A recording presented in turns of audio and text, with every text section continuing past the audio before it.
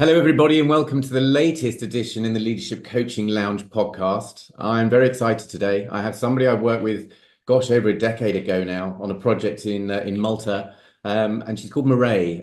Mirieille, would you like to introduce yourself to everybody, please? So good morning and lovely to be invited by you, Kelly. And yes, it takes me back to the wonderful work we did together. So I'm Mirieille. I'm originally a clinical psychologist by profession, but alongside that work over the years, I was working in organizations, supporting staff, helping with staff development, which led into leadership development, teamwork, etc. And I was particularly interested in the areas of things like self-care, well-being, how to help people feel good, function well, be at their best.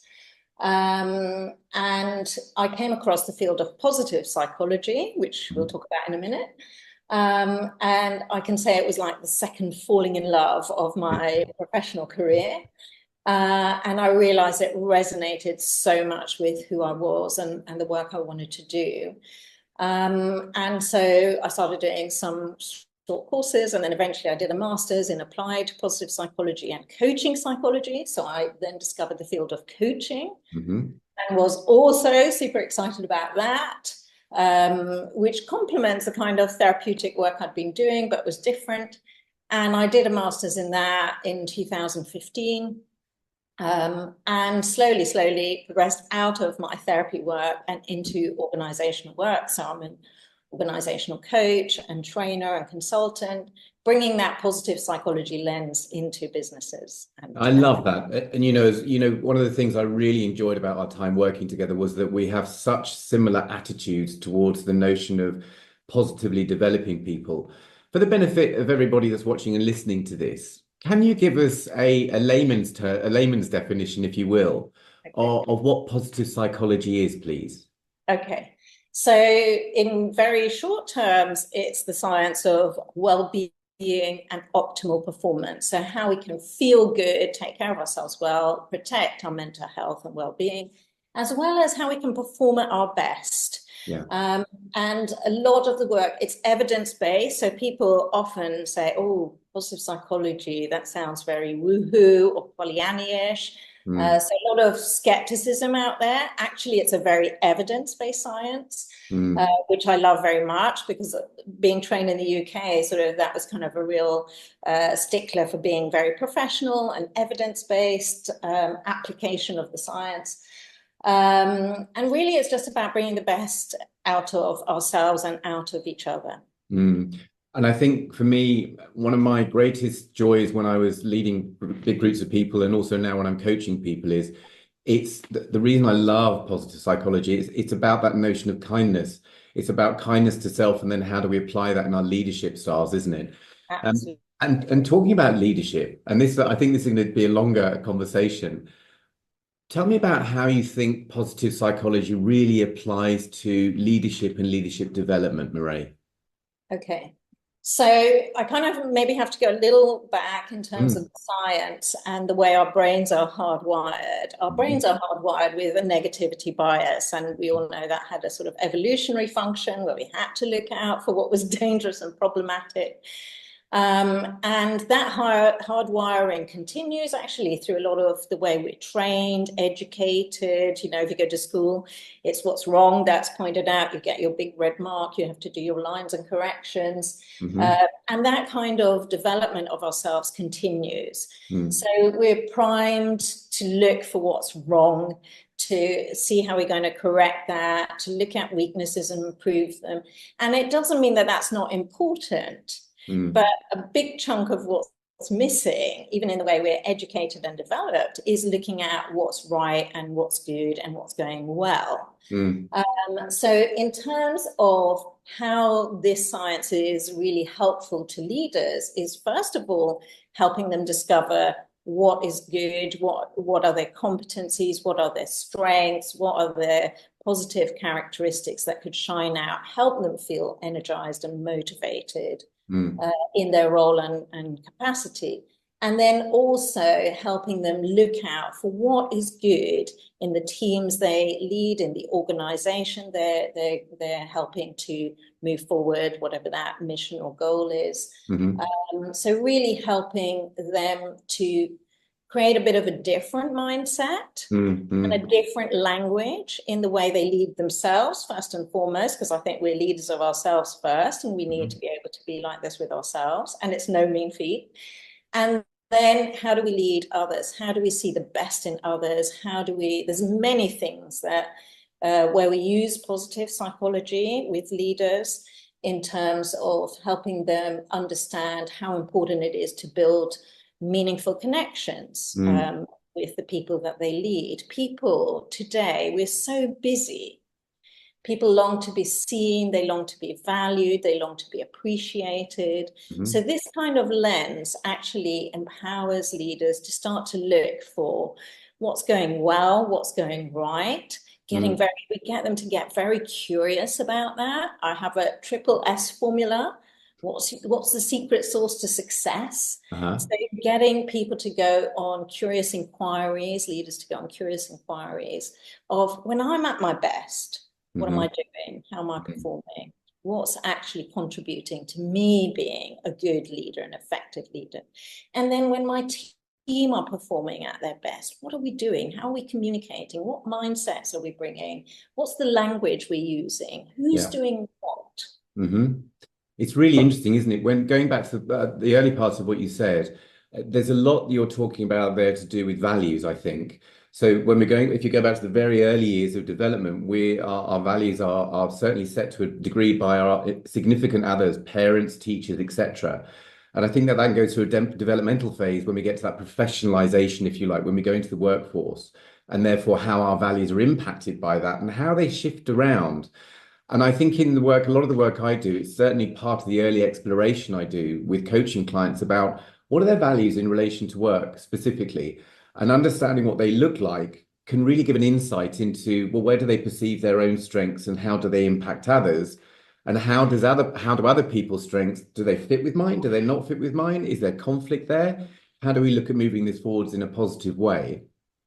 It was really interesting hearing you saying about using positive language. You know, I'm an NLP trainer and coach as well. And I think that for me, there is something so fundamental about that self-talk and also about that conversation and the way that we position what we expect from others in a leadership role. Can you tell us a bit more about that from your perspective, please?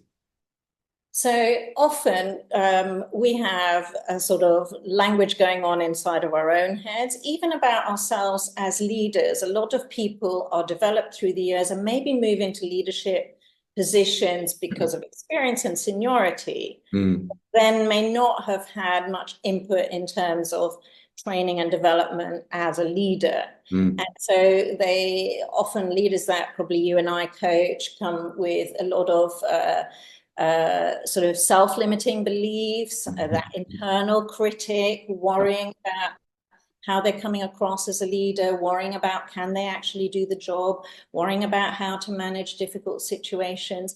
And they're often taking a very deficit focus. You know, what's wrong, what I'm not doing, what's not good enough. So one of the things we're doing with language is actually having a look at, with leaders, the language they use, the internal language they use, and I'll come in a minute to what happens in teams and what we do with teams. But actually, often as a coach, we're putting up a mirror and just kind of showing somebody and reflecting back. I'm listening to your language describing yourself, and it's really about your deficits and about your weaknesses. Tell me a little bit more about your strengths, what you're good at, when you're at your best. Tell me a moment you're proud of, or tell me an accomplishment that was really challenging that you overcame. And getting them to start to shift a little bit of that internal language by actually identifying concrete examples and then maybe picking out strengths or noticing the values that they have, what feels meaningful to them, so that they can also create and connect to meaningful, purposeful work that they're doing. I think that's really interesting. You use the word purpose, and I'm passionate about organizations understanding. It's great to understand your mission and vision. What's your purpose? if you take an example for the likes of Netflix, an enormous global organization, and their purpose statement is to entertain the world. Now, Yeah. that's such a noble purpose, if you like, that it's so easy for people within their organization to hook onto that and for leaders to understand, actually, how does that translate into my area of responsibility? And you mentioned earlier about teams. How does positive psychology and the work you're talking about impact the benefit to teams? Okay. So with teams, there's so many things that we do, and I'll just try and capture a couple of things that we do. One of the things we do is, again, around language and the way that they communicate, and the way they connect and engage with each other. So we do a lot of work on strengths, helping each team member, just as much as we help a leader identify their strengths. We also help each team member identify their own strengths and really look at their role and function in the team. Is it aligned with their strengths and their values? I know you use a different strengths tool. I use the VIA, which is the Values in Action Character Strengths tool. And so that is very linked with my personal values and my strengths around my personal values and characteristics.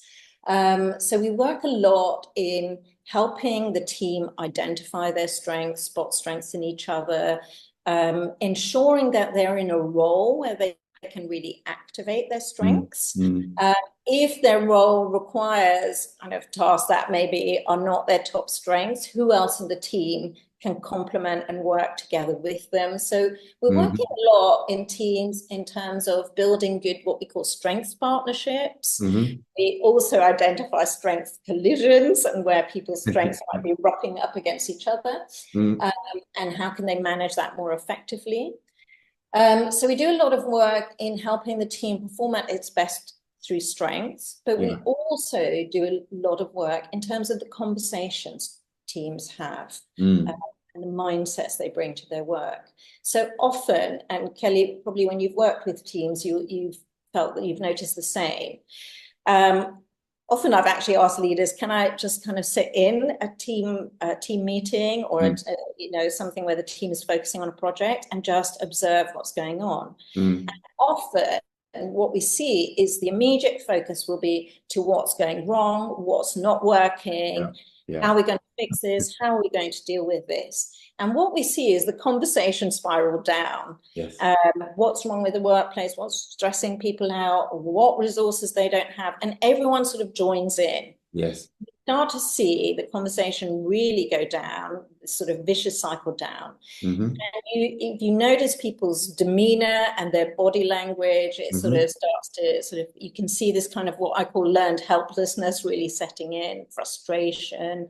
And often I'll say, can I just take a little time out? Could we just stop and reflect for a moment? And I just check in with people. How do they feel? And often they'll be frustrated or demotivated or checked out or fed up or nothing ever changes. There are a lot of narratives like nothing ever changes. Here we go again. We don't have enough resources. It's a lot of a deficit kind of language. And what I then do is ask people, is this how they normally communicate in the team? And they often say yes. How long have they been communicating like this over the issues that for a long time? And I said, where are you with that? They'll often be stuck. And just this is how, we know that there's increased disengagement of people at work. Higher and higher disengagement, lack of motivation. And this is really how I think a lot of it happens. What we then do is invite people into a different conversation. And it is not ignoring the problems. It's simply what positive psychology does is help people reframe it and then reframe the conversation. So we do ask about the problems and we do have conversations around that enough to understand what the problem is. And then what we do is we invite people to reframe that conversation. So we ask the best question I could give to leaders to ask is, what would we like instead? What would that look like? And if to do that, what would need to happen? And then sort of get people to start to envisage what they would like to have there instead. What could they do? And then we bring in the strengths. who's got what strengths, which partnerships could really work to move the team in that direction. And when we start reframing that, and why would that be beneficial? And how does that connect to values? And how does that connect to purpose? Yeah, When we start doing that, you start seeing this virtual cycle up. absolutely. The energy and the motivation increases. People get to play to their strengths. There's hope, there's optimism. And we know that that then just really gets people much more engaged, performing, more productive, happier at work, etc. I completely agree with you. And I do use a different tool. I use Gallup's Strengths Finder tool. It's exactly the same principle. The other thing I've discovered is that even if these tools aren't available to clients, there is still the opportunity for leaders to stop and reflect and think about, actually, what do I just get on and do? What is my unconscious motivation that makes me feel really good about doing this? And then if I think about the team and go through that same process and think, actually, what makes John or Paula or Jenny, what just gets them going? What really motivates them? And that gives them a really clear insight into just what somebody's natural way of being is, therefore their strengths. And then you can get a really good understanding about, well, what's their value base that drives them to want to do this? And then I can see about how do I get specific projects really motoring by bringing, let's bring somebody else into that, Janet and Peter working together. How do they complement each other? And I think I agree with you completely in terms of team coaching. I think in my experience, once we can get leadership teams in particular, understanding what really motivates them individually, and then tying that into, well, actually, what are our team values then that fit into the organizational values? And then what's our team purpose? It completely reframes the emotional motivation behind wanting to deliver. And that for me is the most motivating and positive way about going about being professionally, because we spend a lot of time at work. And for me, I love my job. I really love what I do. And I see in lots of people that you're right, this downward spiral, because it's how we're programmed. So how do we reframe that programming to something far more meaningful and positive that's going to mean these 8 or 10 hours or more that we might choose to use as a leader or a leadership team at work to get the best out of ourselves and out of each other? Absolutely. I think it's the difference that makes the difference. It fundamentally changes and shifts the perception of what it is we're all about and what it is we're there to do. Absolutely. Tell me about the strengths-based solution that you talked about. How do you overcome challenges within organizations that leadership teams may go through the strengths-based approach? How have you then helped them to understand that a one-off snapshot is not really going to bring you the results that you need? It's an ongoing process, because understanding that this goes on is great, and how do we turn it around as leadership is great. How do you then help them to understand the need, frankly, about this revisiting, this re-imprinting, this reprogramming, this revisiting? How do you go about that, Mirieille? So one of the things I do is try and, when I'm actually asked to come into an organization and I speak to the leadership team, whether it would be the CEO, the chief people officer, HR, etc., is as we're having that discussion about what they want to change and improve, and usually it's a weakness-based discussion, which I help them kind of also reframe just there and then. One of the things is managing expectations. There's no quick fixes to changing this. Absolutely. And one of the things I think that I've been learning over the years, and I'm sure you have as well, is that, you know, the way I was trained earlier, we came in and we ran these little workshops or training programs, and people were very excited, engaged. They tried the exercises there and then, and they thought this is fantastic. But the reality is, if I had to come back 3 months later, probably most of that's dissipated. And that's really because the busyness of day-to-day life sets in. We're not, as you said, going to reprogram because we attended one workshop or we did a couple of weeks of team coaching or whatever it may be. Actually, like we said, we've been hardwired in one way. And it's going to take time to reprogram or rewire the way that we think and the way that we talk and the way that we approach things. It's not our natural tendency. Our natural tendency is the negativity bias. And I use an example, Kelly, which I don't mind doing here and embarrassing myself in front of your viewers, is I use my flappy wings arms as an example. So I tell people, look, if I wanted to create firm arms, which I should do, actually, I really need to do this. And so maybe this will be my inspiration to start doing. And I went to the gym today, and there was a personal trainer, and he told me, listen, follow these exercises in this program, and I did that today. Yeah. Did I leave there with strong arms, firm arms? No. If I did it for a few weeks, would I leave with firm arms? No. What would I have to do? I'd have to go regularly to the gym. I'd have to exercise my arms and strengthen those muscles that had become weak because I haven't been using them in the right way. Yeah. Then even when I got there at 6 months, I couldn't say, oh, great, Kelly, look, have me on again 6 months from now, I've got firm arms, which might be a challenge you'll set me. I could do that. But if I then say that's it, yeah, it's all going to, because we're so busy. It's the same in the workplace. We're so busy. So many things take our attention. And if we don't prioritize this and value this, go through a process of coaching where your coach holds you accountable. And often I come, it's fine. I come to my own coaching and go, I haven't really worked at that. I've let it slip. And then we look at what could help me continue to practice the strategies, the mindsets, the language, whatever it may be, shifting beliefs.